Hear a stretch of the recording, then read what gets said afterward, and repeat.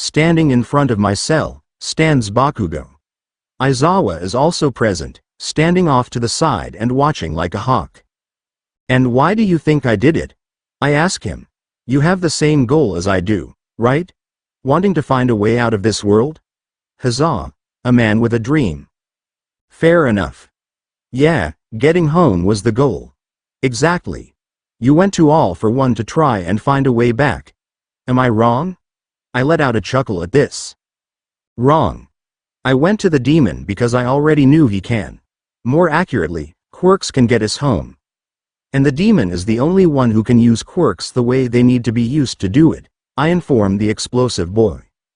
If you know he can, then why hasn't he done it already? Is it because he kidnapped your parents to make you work with him, or is it because he had no intention to send you back? Bakugo's smirk drops as he speaks. Fair enough. I didn't phrase that right. He hasn't done it yet because he currently is unable to. The amount of power that would be needed isn't something he has yet. You would need functionally infinite power to boost a warp quirk far enough to send us home. But with One for All, if he dupes the enhancement quirk, he will have two quirks that strengthen each other, infinitely. Then, and only then, will he have enough of a boost to his quirks to break reality to his whims and travel worlds, I explain. Look, I've had a lot of time in here to think, and quirk theory has become a constant topic of thought. The whole idea still hinges on the idea that he even will send you back. You're working with the literal demon king over here. All he cares about is getting One for All, not helping some random person travel to another universe because they asked. You might know as far as Camino, but most of us know more. We knew All for One gave you body bulk, not just because it was a second random quirk, but because it's a quirk we've seen in the manga already. Chapter 371 to be exact. Most of us already know what All for One is capable of. We've seen the final war, we've seen him steal quirks from the likes of Hawks and Stain, we've seen him beat some of the best heroes in the series. Hell, Shigaraki, his literal successor, all he wanted him for was to use him as a potential vessel to keep living in after basically nearly destroying his own. I think it's pretty clear that All for One won't send you back. I don't know why you're not realizing it yet, Bakugo explains. I let out a sarcastic chuckle. Does he think I'm a fool? I'll admit, it's fair to think I don't know most of that, since officially I only know up to Season 3. And in terms of events, that's pretty accurate. But I've read enough fanfiction to get a grasp of most characteristics. Not perfect, but I've got the gist. I know what kind of person the demon is. I know he just wants Shigaraki to be his new body. I learnt that from cheat code. Support strategist. Oh, I know. I know that it's unlikely he'll send me home. The most likely outcome is that he looks at me and says, I don't have to honor any deal I make when I'm this powerful. I begin to speak, slipping a quote from Seven Deadly Schmucks in. But at least I'll die knowing I did everything I could. And besides, what if he does keep his promise? The chance of me going home after all this is low, but it's just slightly higher than zero. I guess that's why I joined them and you didn't. If I have to never see my home again, I'll at least go down trying, while you're content to give up on seeing home again. I guess that makes me a bad person. Not like it matters though, since I failed. He's definitely gonna kill me now. But at least I can stare the bastard god snake skeleton thingy Belairdrock who sent me here in the eyes and say I tried, I say, laying my cards on the table. So you decided to work with the main villain, the literal Demon King himself, and mess up everything for all of us, just so that if it all goes wrong, you can say, I tried. You're more of a lost cause than I thought you were. Suit yourself. If you don't want to go home then that's your problem. Time's up, Baku. Aizawa begins to speak, only to be cut off. I was just about to leave anyway. As Bakugo begins to walk away, I hear him begin to speak. For most of you, I believe there is peace and perhaps more waiting for you after the smoke clears. Although for one of you, the darkest pit of hell has opened to swallow you whole. There's silence as he turns to look back at me, so don't keep the devil waiting, old friend. This bitch didn't. I burst out laughing. Hee I can't bro, I'm dead.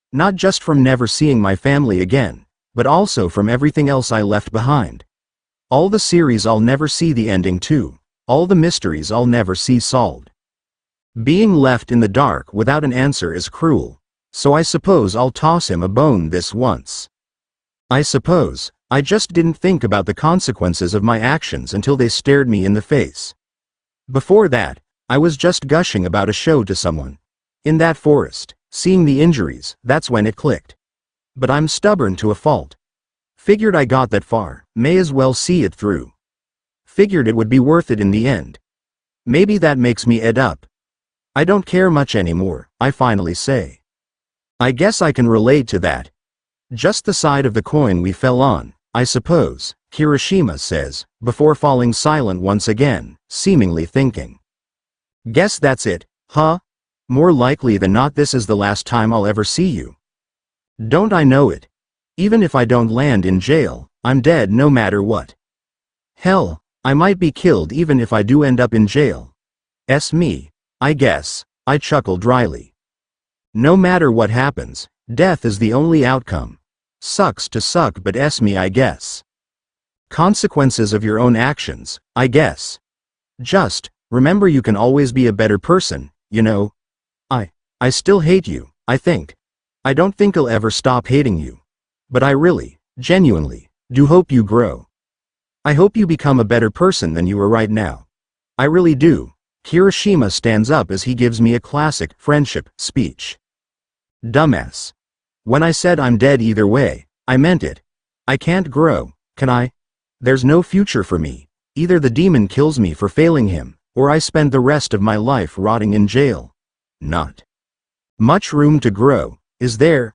I let out a deep sigh, lowering my head, but I appreciate the sentiment. There's always room for us to grow. Always, correct me if I'm wrong, but I'm sure I made my thoughts clear. Guess Kirishima pisses on the poor. Time's up, Kirishima, Aizawa declares, right on schedule. I guess, have a nice life, then. See you if I see you, Kirishima says, nodding his head as he begins to walk away. See ya, then. Try and be better than me. Monday afternoon, the 5th of December 2256. Crazy. I was crazy once. They locked me in a room. A rubber room. A rubber room with rats. And rats make me crazy. Crazy? I was crazy. I pause my endless rambling as I hear footsteps. Either I have a visitor, or I'm starting to go insane. Hello there. Guess I have a visitor. I raise my head from my place lying on the floor next to the bed, only to raise an eyebrow at the person I see. Hey. Don't suppose you're my lawyer, are you? What can I do for ya? I ask Nato Monoma. No, wait, it's Nato Hunt, isn't it? What did they say back in the festival? Ha. No, I'm no lawyer. As for what you can do for me, I hear you were the traitor. Mind if I ask stuff? Ah, surprised so few people have done this. I expected people to be lining up to see the caged traitor, but so far I've only had, 3 other visitors? Way too few if you ask me. Go ahead. Though I kinda have a question for you as well, but I reckon it can wait. Sure, we can take turns then. First off, what's your name? Nato asks with a grin, a harmless question. Michael. Mike Hunt. My father thought he was a comedian. Kinda opens up my question, what's with your name? They said in the festival your last name is Nato Hunt, I reply. Hyphenated. Nato is Snipe's surname, Hunt was his reincarnator's, Tristan. Nato frowns slightly, she's gone now. I beg your pardon. I stand up faster than I ever have before, staring at Nato with wide eyes. Excuse the out of me? Did you just say Tristan? Tristan Hunt? Did she happen to be Australian? I ask him desperately. Yeah, I think so. Why? I'm silent. A distant memory plays in my head.